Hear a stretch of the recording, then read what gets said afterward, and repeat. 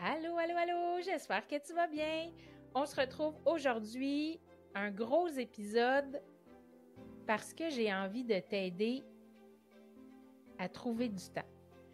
Parce que je marchais l'autre jour avec mon amie Marie-André, ma voisine, et elle me dit, Kat, mon plus gros mois de novembre, ma vie, il arrive plein d'affaires. Tu sais, j'aimerais ça prendre soin de moi, mais je sais pas trop comment faire, puis là, tu sais, il y a toujours la question aussi qui revient tout le temps, c'est j'ai pas le temps.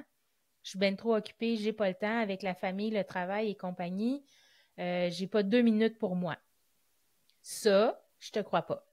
Parce que tu choisis comment tu utilises ton temps. Donc, première des choses, ben là, je rentre donc bien vite dans le sujet. En tout cas, c'est ça pour aujourd'hui.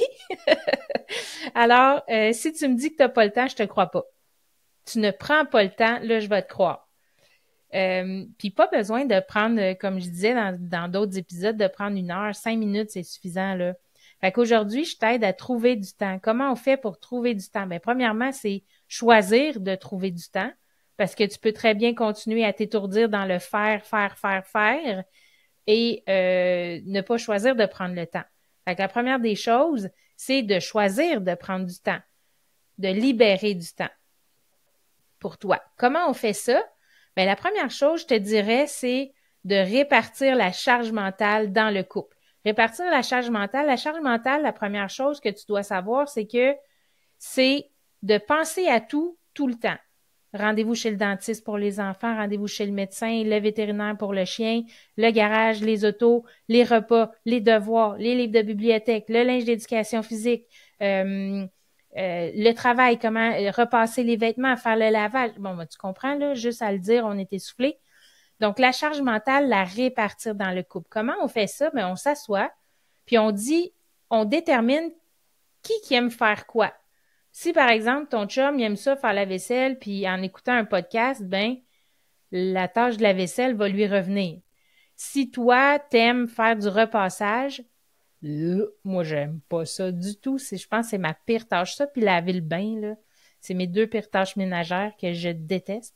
Mais bon, euh, si toi, c'est de repasser les vêtements, tant mieux pour toi. Donc, cette tâche-là te revient à toi. Donc, en répartissant les tâches en fonction de qui aime quoi, ben, tes tâches deviennent d'abord moins lourdes, tu y prends plus de plaisir. Donc, ça, c'est une chose. Puis aussi, l'autre chose que je te dirais par rapport à ça, c'est faut que tu lâches prise sur le résultat. Si tu dis, OK, ton chum va passer la balayeuse, puis il va épousseter, puis que toi, tu te charges de la vaisselle, du repassage, puis du lavage, ben si la balayeuse n'est pas passée à ton goût, ben ferme les yeux, passe à un autre appel, parce que si tu commences à juger le travail de ton chum, puis que tu lui dis que c'est pas correct, de ton chum ou de ta blonde, de ton conjoint, peu importe, et que tu lui dis, tu lui répètes, t'as oublié de passer là, t'as pas passé en arrière du divan, il voudra plus la faire, la balayeuse. Lâche prise sur le résultat. C'est important de lâcher prise. Alors, donc, on répartit la charge mentale en premier. Après ça, qu'est-ce qu'on fait? On peut, pour s'aider, responsabiliser les enfants. Tout dépendant, ils ont quel âge. Il y a plein de choses que tu peux leur montrer. Au début, ça prend du temps, ça prend de l'énergie, mais après ça, ça te libère du temps. Par exemple, si ton partenaire lave la vaisselle, les enfants peuvent très bien l'essuyer et le ranger. Tu sais, à 3, 4, 5 ans, ils sont capables d'essuyer, là. Ils sont capables peut-être pas 3 ans, là, mais mettons 5 ans, ils sont capables d'essuyer la vaisselle, de ranger les ustensiles, tu sais, ils savent, il y a plusieurs choses qui savent où vont les choses. Par exemple, t'aider à plier du linge. Moi, les enfants, ils aimaient ça. À l'occasion, aider à plier du linge, débarrasser la table, mettre la table, remplir le lave-vaisselle. Bon, il y a plein de tâches que tu peux laisser aller aux autres, aux enfants, par exemple, pour te libérer du temps, pour te permettre de faire autre chose et, entre autres, de prendre du temps pour toi. Donc, répartir la charge mentale, responsabiliser les enfants, donc leur montrer des tâches, faire leur lunch, par exemple. Très facile, très facile, non, ça prend du temps quand même, mais apprendre à faire leur lunch, tu n'auras plus à te soucier, tu sais, la veille, quand ils sont plus vieux. OK, prépare ton lunch. Puis là, toi, tu vas jeter un coup d'œil dans la boîte à lunch. OK, tout est là, tout est beau, parfait. Ça te prend 10 secondes jeter le coup d'œil sur la boîte à lunch, mais tu n'as pas passé 10 minutes, 15 minutes, 20 minutes à faire les boîtes à lunch. Donc, ça, c'est une chose. La deuxième chose. Troisième chose, tu peux aussi prendre une journée pour préparer tes repas de la semaine à l'avance. Moi, c'est pas une technique que j'ai utilisée. Par contre, je faisais un calendrier un mois à l'avance de qu'est-ce qu'on va manger quand. Puis ça pouvait changer selon les spéciaux qu'il y avait dans les épiceries. Et ça m'aidait beaucoup à dire, OK, je sors le repas pour la veille. Ben, je fais décongeler le jambon, par exemple, la veille, ça va plus vite pour le faire cuire le lendemain. On économise du temps en faisant dégeler les choses à l'avance. La viande, surtout, là, en préparant. Ou sinon, si tu fais cuire une batch de riz le lundi, ben, fais-en plus que si tu sais que dans ta semaine, tu vas en remanger le mercredi ou le jeudi, par exemple. Fait que ton riz va déjà être prêt, tu n'auras pas à te préoccuper de ça. Donc, calendrier des repas ou préparation des repas, mais moi, je trouvais que ça me coupait une journée dans la fin de semaine, puis c'était déjà trop court, les fins de semaine, je trouvais. Et avec toutes les activités des enfants, mais j'avais pas le temps de faire, on n'avait pas le temps, parce qu'on est deux là-dedans, on n'avait pas le temps de faire les repas pendant une journée, prendre une demi-journée ou une journée pour faire les repas. Mais si ça te plaît, ça peut être une façon d'économiser du temps dans ta semaine. Ou faire appel à un traiteur. Ça aussi, ça peut être si tu as les moyens, tu fais préparer des repas à l'avance qui viennent te livrer et que tu as juste à décongeler puis à faire cuire. Ça aussi, ça peut être quelque chose qui peut te donner du temps. Parce qu'on en passe du temps dans la cuisine quand on a une famille. En tout cas, pour ma part, je passais beaucoup de temps à cuisiner. Ensuite de ça, écoute, on a parlé de charge mentale, on a parlé de responsabiliser les enfants, on a parlé de préparer les repas à l'avance ou traiteur ou autre, là, décongelés à l'avance. Là, je te parle de dire non, apprendre à dire non. On t'offre une sortie, c'est un peu serré. OK, je vais aller là en premier, après ça, je vais aller là, puis après ça, je vais faire ça, puis je vais faire ça. Bien, ça ne sert à rien. Premièrement, tu surcharges ton horaire. Deuxièmement, quand tu arrives à cette activité-là ou ce qu'on t'a proposé, le souper ou whatever, ta tête, elle n'est pas là. Ta tête, elle est ailleurs. Elle est aux prochaines tâches que tu dois faire. OK, il faut que je parte dans une demi-heure parce qu'après ça, il faut que j'aille porter les enfants là puis que je fasse ça. Puis que, ben, ça sert à quoi de dire oui dans ce temps-là? Toi, ça t'ajoute sur ta charge mentale en plus. Puis en plus, tu ne profites pas tant du moment. Alors, apprendre à dire non, c'est de sélectionner les moments où tu vas dire oui, où ton horaire est plus léger, où tu vas vraiment pouvoir y aller puis profiter du moment. Donc, ça, c'est un autre truc que je te donne si tu veux trouver du temps, apprendre à dire non. Côté ménage, je te dirais ramasser au fur et à mesure, puis de toujours serrer tes choses à la même place. C'est-à-dire que si tu prends 5 minutes tous les matins ou tous les soirs pour ramasser puis ce qui traîne, ces choses-là, mais tu ne vas pas arriver à la fin de la semaine débordé, puis ça va te prendre 1h30, 2 heures à ramasser la maison puis à ranger les choses. Puis quand tu le fais au fur et à mesure, c'est beaucoup plus rapide. À la fin de la semaine, ta maison, elle est quand même rangée et tu peux juste faire les poussettages si tu veux, si tu le fais toutes les semaines, ça dépend comment ou si ta femme de ménage.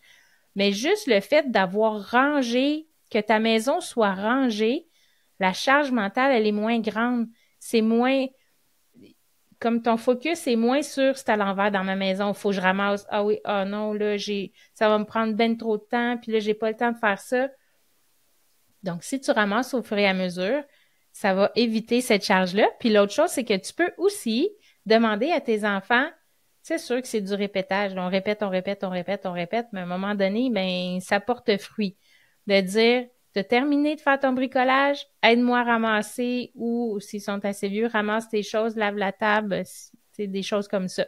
Fait que responsabiliser, on revient à responsabiliser les enfants aussi. C'est pas tout à toi de faire, ni à ton partenaire de tout faire.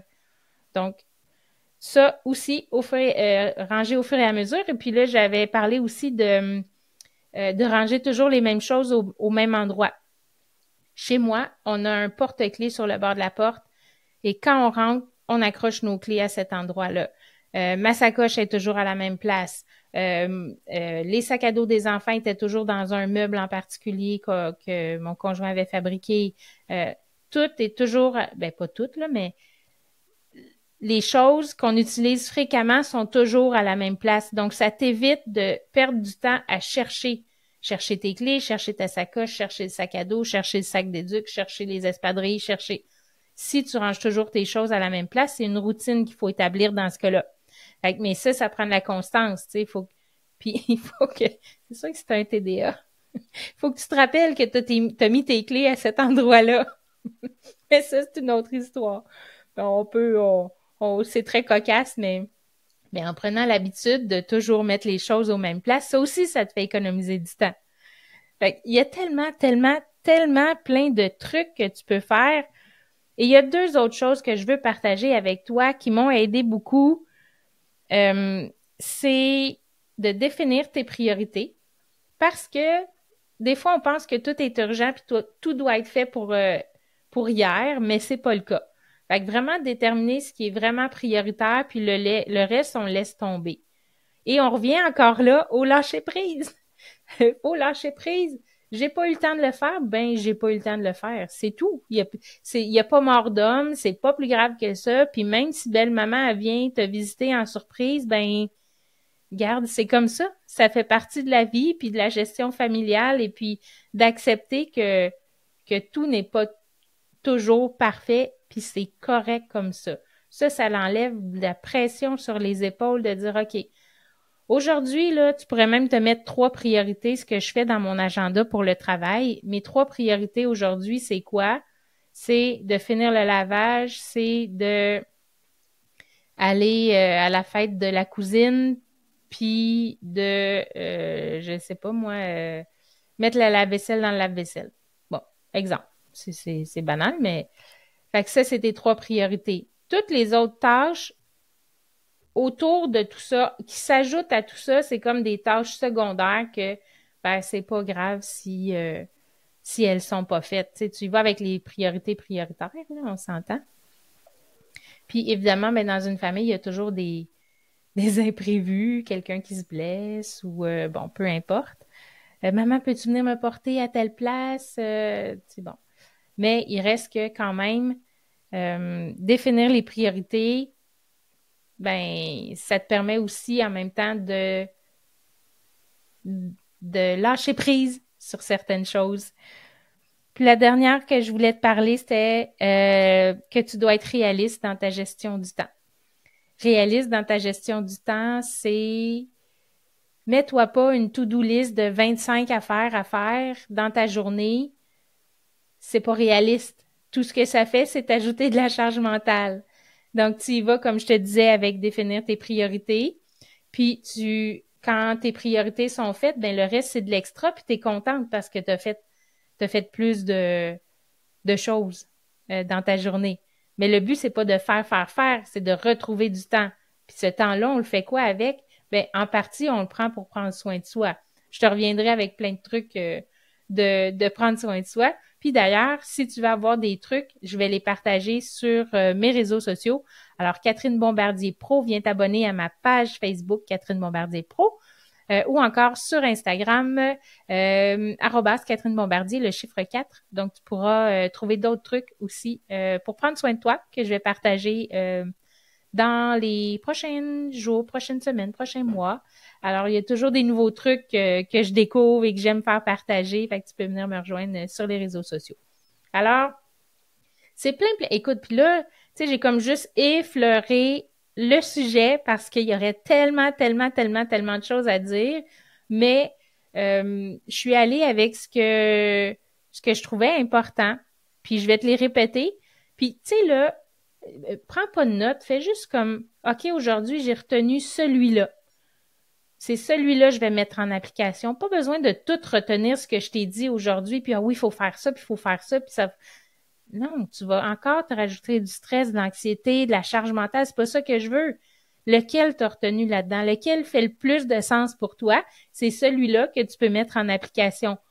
Puis, ça sert à rien d'apprendre plein de choses puis de pas les mettre en application. Donc, une seule, c'est magnifique. Puis, ce que tu peux faire, ben, c'est de revenir plus tard sur cet épisode-là puis le réécouter Puis cette fois-là, tu dis, ah ouais, ça serait possible pour moi dans mon milieu, chez moi, de mettre ça en place. Fait que, pas de stress, s'il te plaît. Le but, c'est vraiment, vraiment pas de te mettre du stress. Au contraire, c'est que tu retrouves du temps pour prendre soin de toi. Fait que je te répète ce que je t'ai dit tout au long de cet épisode-là, puis prends-en un, puis mets-le en action. Puis si tu vois que ça fonctionne pas, mais essaye-en un autre, reviens écouter, puis prends-en un autre, essaye de faire autre chose.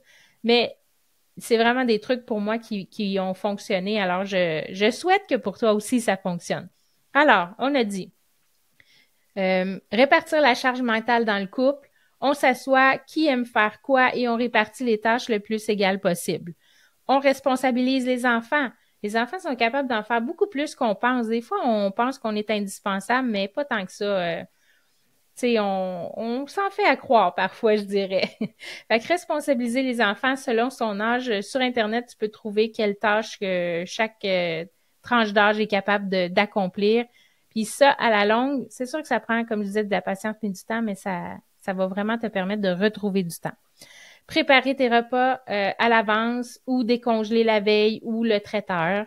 Après ça, apprendre à dire non aux événements, à certaines choses, à une fête d'amis, qu'il veut donc y aller, mais et que ça rajoute à l'horaire de la famille qui est déjà ultra serré. On apprend à dire non. Ça va libérer du temps et ça va te libérer du stress aussi. Ramasser au fur et à mesure. Toujours serrer ses choses au même endroit. Définir ses priorités aussi. Et être réaliste dans ta gestion du temps. Donc, tout ça, aussi, on n'oublie pas qu'à la base de tout ça, aussi en arrière-plan, il y a le lâcher-prise qui va se travailler parce que tout n'a pas besoin d'être parfait et que c'est parfait dans l'imperfection. C'est juste ça que je voulais dire. Puis vraiment, là, trouver la légèreté puis le plaisir. Tu sais, on est tellement dans notre tête, tellement de le faire et plaire qu'on oublie de prendre du plaisir, qu'on oublie d'observer puis de prendre le temps de prendre du recul. Alors, je te souhaite une super de belle semaine, bien heureux, bien heureuse. Nous, on se retrouve la semaine prochaine. Peut-être que je pourrais te partager un truc de bien-être que j'ai appris il n'y a pas longtemps, qui prend à peu près 1 minute et demie dans ta routine le matin, mais qui fait donc du bien. Alors, je te souhaite une magnifique semaine et on se retrouve la semaine prochaine. Bye bye!